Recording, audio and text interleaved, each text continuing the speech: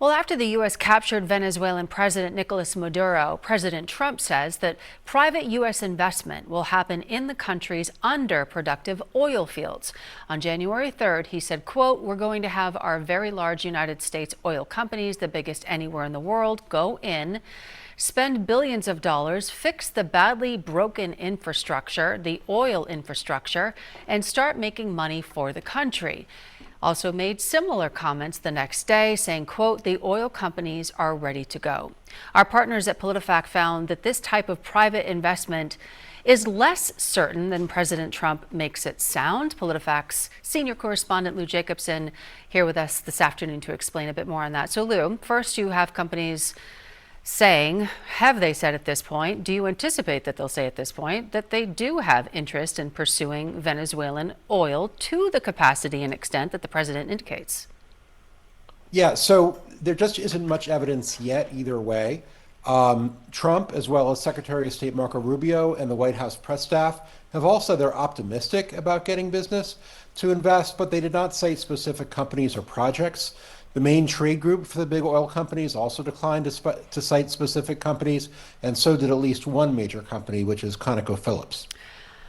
And Lou, the money here is significant. The investment would be huge because Venezuela is notorious for having sort of high potential for being a well-producing country, but that the infrastructure is just not there. So the companies must be asking themselves, right, is this worth the amount of money, effort, time that it would take? Sure. So the country has a huge amount of oil ready to be drilled, and for now, very little of it is coming to the world market.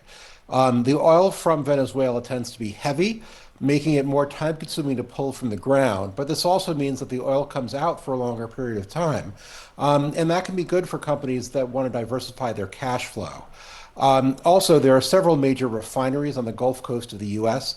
that specialize in working with this type of heavy crude, and those companies would benefit from a steady and fairly inexpensive supply. Okay, so that shows a potential benefit. The other question that could reveal itself is the time, right? The time and effort that it would take to yield any of those results for the benefit of these oil companies. So tell me a bit more about if those are the long-term investment potentials, what are the hesitations right now to invest in the Venezuelan oil fields? Yeah, definitely. So a big concern is that there would be a large upfront cost for building new facilities and fixing the infrastructure that's falling apart. That's a cost that these companies wouldn't face if they simply kept drilling in the U.S.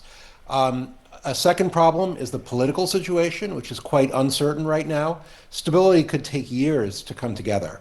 So dealing with both the large upfront costs and the risky political situation might be doable if companies were enjoying a period where crude oil prices were high, but that's not the case right now.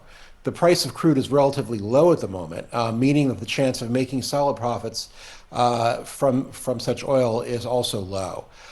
In fact, new drilling has been falling in the U.S. since April of last year, with the number of rigs in use falling by about 16% since April.